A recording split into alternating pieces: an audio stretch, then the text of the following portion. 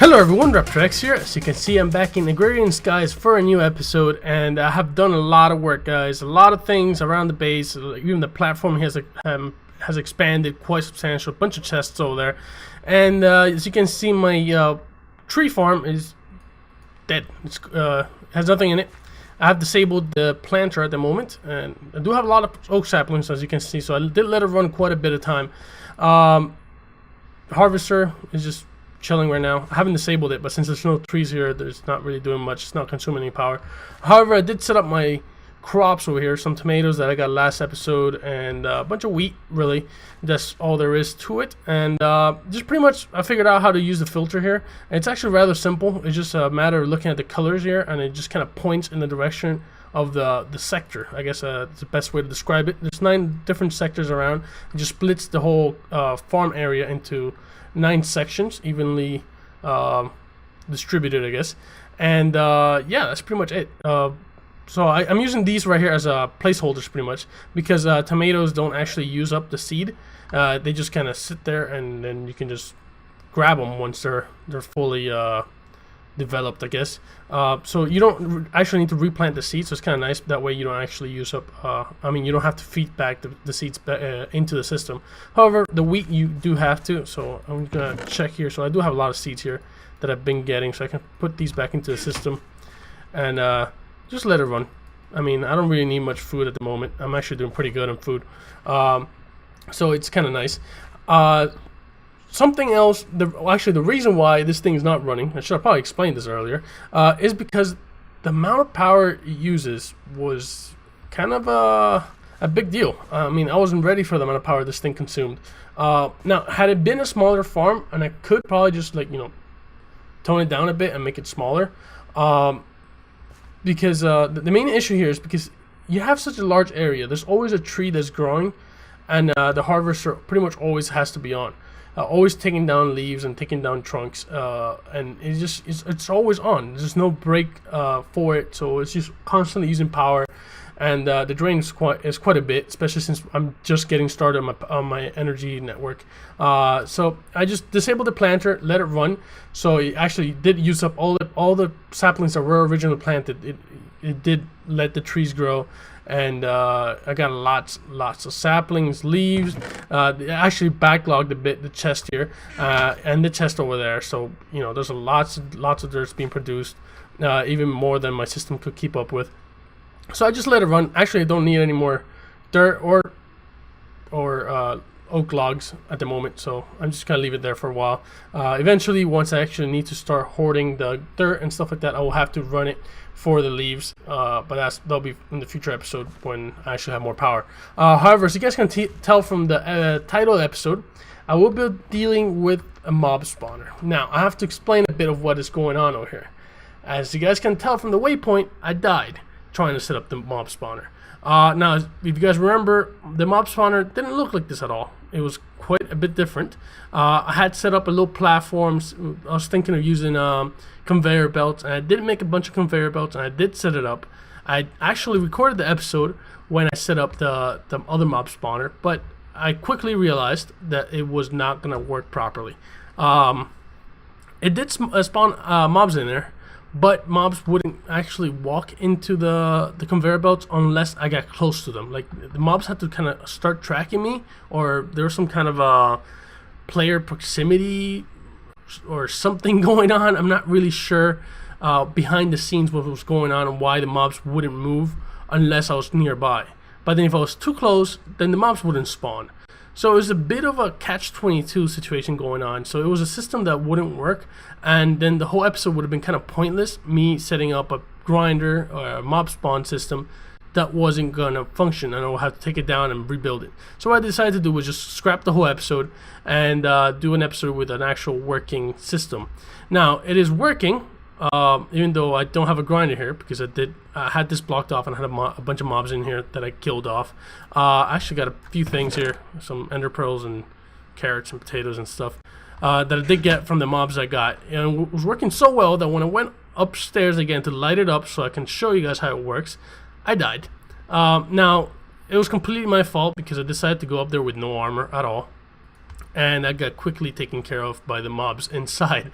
So I put my leather armor that you guys saw. I got one of my reward bags, and went back in and grabbed my stuff. But this is the result. This is my head, my first death that is not the void. So yeah, not very proud of it, but it happens. As you can see, void, that was my first death, and now monsters is my second death. Unfortunately, I still have 10 deaths, so I'm doing all right, but not as good as I would have liked it to be at this point. Now let me just kind of show you guys how it's all laid out upstairs, and then I'll quickly get around to making all the stuff I will need. It's, you know, I'm not gonna need much other than a few item ducts and some other things to make the grinder. So as you can tell, it is it's pretty vanilla design. The design I was using before, it was completely made up by me, and it would explain why it didn't work. Now there's a reason why there's so many different designs out there. If you look around in Google and Reddit and all that stuff, because people actually spend a lot of time testing it and stuff, and I didn't actually test mine. It's just something that came up in my mind, and that's how you actually come up with interesting designs. You have to test it and see what's working, what's not working, and then go from there. I didn't actually dedicate the time to actually fix mine. However, this is an adaptation of a couple that I saw online. The first thing I noticed was that people were using these trapdoors to trick the monsters into walking off the edge. Now the way it works is that they pick it up as if it was an actual block, and they try to walk on top of the block, but they just drop, because that's just, I mean, you can't walk on an open trapdoor. That's just the way it works. But mobs just pick it up as a regular block, and they try to walk on top of it. And you know what? I'm gonna actually remove this waypoint now that I showed you guys. Yeah, I'll be okay without the waypoint. Right. So it's a pretty simple design. I actually don't have any blocks to tower up, which is kind of inconvenient. Can I?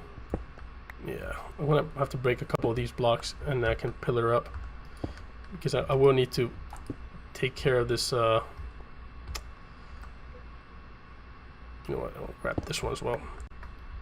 Yeah, because I need to pillar up so I can actually remove the torches, and then I'll have to fix that wall there. But yeah, it's just a pretty simple design. It's not that large. This can easily be expanded. And I also picked up that it wouldn't work very well having spiders spawn in it, so that's why I have all these stone slabs here, to avoid having spiders spawn in it, because it is a drop spawner, and then spiders can just easily crawl up and down, and it would just clog it all up. Even though I do have the space there, and a spider can easily fall through a hole, but it is more likely than not that it will just make a mess, and they'll just do whatever they want anyways.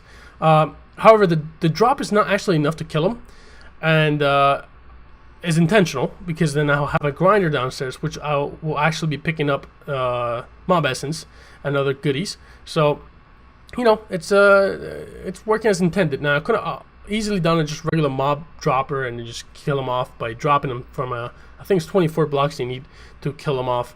But since I have the grinder, at least I can make the grinder. It's not that big of a deal, and I'd rather start collecting a bit of mob essence to then later spawn mobs that I will actually need. So I'm going to start actually removing the torches here, and I would just, even though there's a bit tedious and boring stuff, I would rather record it in case I die again, because I initially didn't want to do anything potentially dangerous that would be interesting to record, and it already happened, so I would like to avoid another similar situation where I don't record and I die. So I'm just going to try to be more careful there, and I apologize if you guys were wanted to get a little laugh off of me failing and dying, and yeah, it's a missed opportunity, I guess. Alright, so that's already set up. As soon as I close this, however, I think the light won't be coming in. Oh, it's this torch right here. Okay, so it should be fully dark in there. And I have that trapdoor. I don't think any mobs can spawn in a trapdoor, but it's not that big of a deal. Just one block that's missing out. As you can see, there's mobs already spawning in there, so what I need to do is actually block this off somehow. Great. I'm gonna have an issue here. I need blocks, I need blocks, I need blocks. Before mobs start dropping. I'll just use wood now because it's the closest thing I have before mobs start coming in. Alright, block that off. And yeah, that's pretty much gonna be it. I need to have another different access to that thing. Otherwise, I will just die again. So I need to figure out another way to, I guess, turn it off whenever I don't need anything else. So I'm gonna first go make myself a grinder. And as you guys can tell, I moved all my chests from inside the house to out here.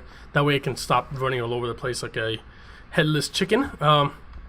So I got most of my stuff over here. Just wood over there. So I have my wooden stuff over here. Got my food stuff over here. Seeds and saplings and stuff like that over there. Building blocks here. And just random junk here. So pretty much how I have it organized. And all my ores. Lots and lots of ores. Goodies. Lots of redstone too. So it's pretty good. I was feeling kind of bad actually that I ran all my power. I guess I should show you guys downstairs before I keep on rambling and I forget it. And I forget what I'm actually supposed to be showing you guys. I took down my lava production because I have something planned for today as well. I should get around to it. No issues. It's to make netherrack. Because netherrack actually helps produce lava a bit quicker. It's about 50% quicker compared to just regular lava. Because I believe lava produces 0.2 millibuckets, or yeah, I think 0.2 millibuckets per tick. And then netherrack is 0.3, so it's actually, you know, it doesn't seem much more, but it is actually 50%. So for every 2 crucibles that replace, you know, lava for netherracks is like adding an extra crucible to the production. So it is quite a bit of an improvement. And downstairs I have the tank now. So I moved a few things around here. I'm still messing around with it. I'm not really sure if I'm going to be happy with this situation, the way it's laid out. As of right now, I'm only sifting dust. That's all I'm using right now. And I actually had to stop it because I'm kind of full on all dust stuff. And like the gravel chest actually moved upstairs because it was kind of full. Oh, and this guy, I forgot to check on this. I had a bunch of sand sifting in here, hoping to get a bit of this ancient spores. Oh man, I've been putting off getting ancient spores for quite some time, and I'm glad I got a few of these. So I don't know if I'm gonna be able to do it on this episode. Hopefully I can. If not, I'll just actually make a longer episode. Hopefully you guys don't mind. But yeah, I need to do something with those ancient spores. Get myself some witch water and some soul sand that I will be needing to get myself some nether quartz. Yeah. So lots of mobs spawning over there, as you guys can tell in the minimap. Right, I need a grinder. So let me just look it up. Grinder, I'm gonna need Invar, sword, 10 gears, books, machine frame, plastic sheets. Alright, so cool. Alright, so I should have everything I need here, so I'm trying to make everything as efficient as possible because I don't want to waste too much time. Now I need to make myself the sword. I need to make myself the machine frame with aluminum. That way I can save up a bit of iron, because iron is at a premium, even though I have plenty of it. I don't want to use it up if I don't have to. Redstone coil. Grab a few of these, even though I only need one. And a couple of the 10 gears. Alrighty, let me just put everything away. And of course, I have to put it manually because it doesn't stack. I believe that's where those went. That goes there. The books go on the sides and the machine frame in the middle. And there it is, grinder. Alright, cool. Alright, so I'm going to put a few things away that I don't believe I'll need at the moment. Alright, so it's just a matter of setting everything else up. Because the tank is already downstairs, so I'm trying to anticipate everything that I needed for this episode as best as I could. Alright, so actually I forgot, you know what, a big part actually, which is power generation. How am I supposed to power this thing all the way over there? Now I could have made a bit more leadstone or hardened conduits. As you guys can see, I do have a platform underneath it already set up for it, but I don't want to waste any more redstone on that stuff. I want to actually go for the redstone conduits, because the hardened ones you can't upgrade to redstone conduits. I don't want to waste any more redstone on that. And what I'm thinking here is using one of those generators. They hold a lot of power, so they're easy to maintain. It just requires a bit of iron and furnace, so it should be pretty straightforward to make. Grab some iron. Where's my iron? There it is. Make myself an iron block. There you go, and then just, okay, what am I missing? Oh, redstone. 2 pieces of redstone. No, I should be good. There it is. All right. I have a bit of coal on me. Do I need more coal? No, I'll grab charcoal. Sure, I'll dump some charcoal in there. I don't remember if I put coal in the chest. I should have put coal in the chest because that just means I was prepared. But I guess, I don't know. I'm not sure. All right, so this guy's, oh my god, it's so loud. Hold on. Let me just put this down. All right. So item duct there. Outputs. Actually need to make a hole below it. That's where I'm gonna have my fluid ducts.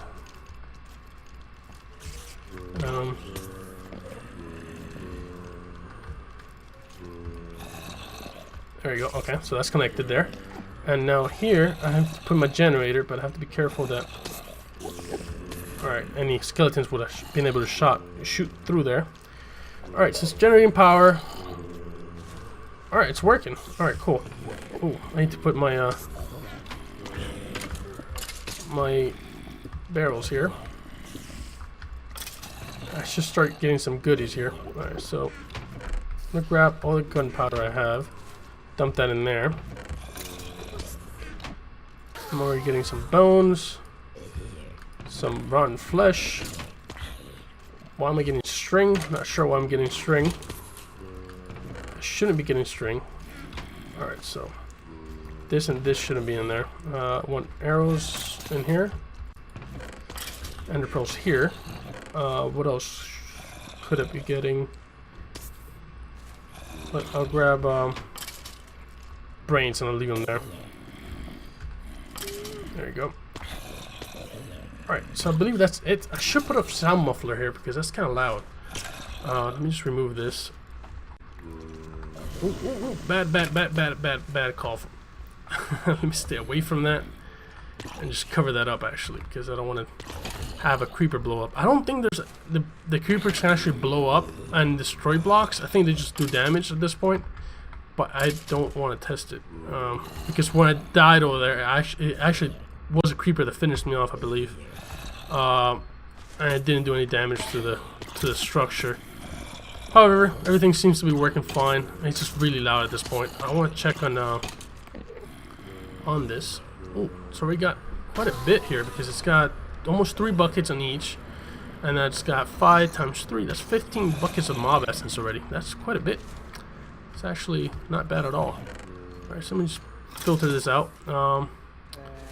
Yeah, getting a bunch of random junk in here, and that's the idea for this chest. Now I just have to keep my eye on it. Ooh, already 9. I think I had 8, so I already got 1 ender pearl. But as you guys can hear, it is working rather nicely. So I just leave that alone. That's just a mob dropper grinder trap thing. And it should work nicely. Now what I definitely want to do is actually set up my lava generation again, because yeah, I believe, yeah, here's my extra crucibles that I was making, and I need to make myself a different type of barrel. It's a stone barrel that I'm going to need to make netherrack with,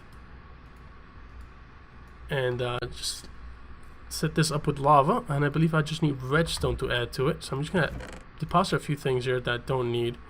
I wouldn't need my bucket, I believe. Don't know what I'm doing with my bow over here, so I'm just going to put that away in my junk chest. You know, I'll put sticks in there as well. Some coal,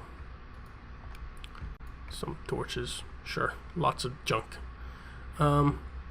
I actually had to make myself a new quest book because I lost that.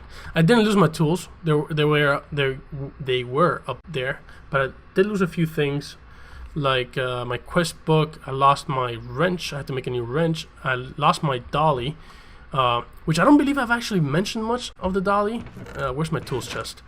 This guy, it's amazing how awesome it is. I thought it only worked with the barrels, the JABBA barrels, but it actually works with just any chest, any inventory really.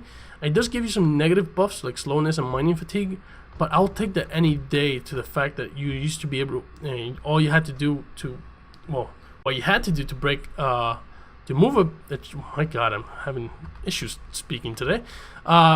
in order to move a chest, you have to break it and then have all the items fall all over the place, or you have to make a gravity gun or a portal gun or something like that to be able to move it. Now with this guy, it does give you some negative buffs, but it is amazing how easy it is to just move around. So that's how I actually moved everything over here. It was very useful. So I don't believe I actually mentioned it before. If I did, I don't remember. But it was very, very nice to have. So I want to go downstairs and kind of show you guys, because I did move a few things around here as well. Just moved the dynamos down here in a different position, really. That's all really changed. So what I need here is actually get myself some lava and set this guy here. It fills up with lava nicely. And I forgot my redstone, because obviously, why would I bring my redstone that I mentioned I needed? Actually, I do believe I have some redstone here, so it shouldn't be too bad. Yep, lots of redstone. Alright, so what I'm going to need here is get a bit of redstone for two things. I'm going to need redstone to make nether bricks that I'm going to need to make a magma crucible for when I want to upgrade all these conduits to redstone conduits. And I'm going to need some netherrack just to put here underneath the crucibles. So I'm going to need at least 10 of these guys for the crucibles. I'm sure later on I'll be able to expand it even further as the need arises. But I need 10 just for that, and then I'm not sure how many more I will need for the other stuff. But I'll just look into it. I don't want to waste too much time right now. I just want to set this guy up. Actually, you know what? I'll get the extra few. I'll get like maybe 4 more. I think I need to like smelt it and like, I don't know. Let me just look at the recipe real quick. Nether brick. Nether brick, nether brick, nether brick. I need 4 nether bricks for that, and just smelting. Alright, so I'm gonna need 8. Alright, so it's not too bad. I thought I needed more stuff like that. So I'm just gonna need 8 more. And I'm almost there. 1 more. And there it is. Alright, so that was pretty simple. Alright, so I'm gonna actually do that. I'll break this one. And then do that. And break this one. Oh, I just realized something else I haven't mentioned. That I got some cyclic assemblers all over the place, and I don't believe I actually mentioned why I have those. I don't know. Oh, that was really close. I didn't actually measure that out. I didn't notice that the tank was that close to the netherrack. Oh well. Right, so the cyclic assemblers I have all over the place. All over the place, I just mean 2 places. is one with a rancher, which I actually hooked up here between episodes. It's just collecting wool and milk. And that's pretty much what it's doing. It's just a very simple schematic. It just has a bucket of milk in the middle, and it's just generating a bunch of fresh milk. And yeah, I can use that to make grilled cheese sandwiches, which is what I've been using to eat, which is pretty good. I mean, he was like, what, 3.5 hunger bars or whatever it is. And I also need fresh water as well to make salt that is needed to make butter and cheese. So that's pretty much what I have going on there. I didn't think it was too important to actually show it on how to do it, so I just kind of did it off camera. If you do have any questions on how it works, let me know, and I'll take the time to explain it. I just thought it was pretty self-explanatory how those things work. Right, so I got the extra 8 ones. I need to make myself a what is that thing called? A flint and steel. Jeez, that's not how you make it. Like this. Alright, so I can light up the area. Not the area, just this guy's. And then just put the crucibles above it. Pretty straightforward, really. Got 10 crucibles now. This should be pretty quick to make lava, since before I only had 5 with 0.2 millibuckets per tick. Now, as you guys can see here, 0.3 millibuckets per tick because of netherrack. Now, I believe there's one more thing that's actually faster on this, but I think it's called pyrotheum, pyrethium or something.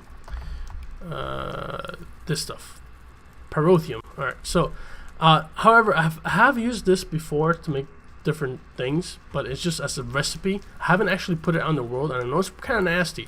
The way it works, it just kind of melts a bunch of things, sets everything on fire.